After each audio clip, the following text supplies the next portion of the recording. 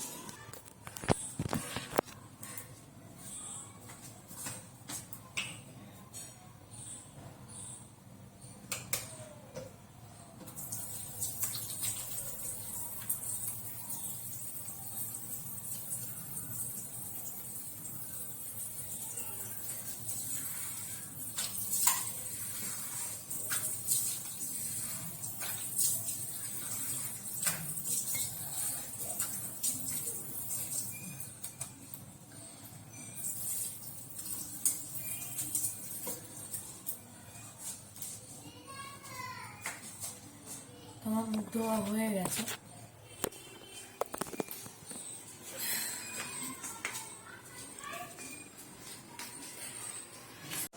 ফিটেছে, আমাকে দেখো, আমাকে দেখো, আম্মা তোমাকে দেখা যাচ্ছে?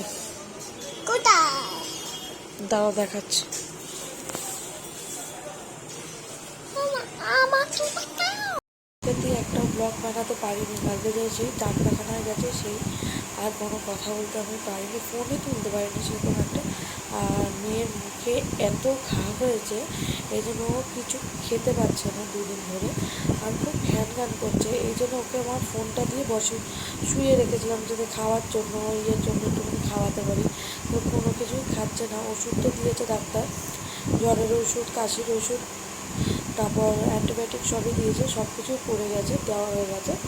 তো এখনও শরীর ঠিক হয়নি, এখনও সবে ঘুমালো। এখন কটা বাজে? 12:30, 12:30 এরকম হবে।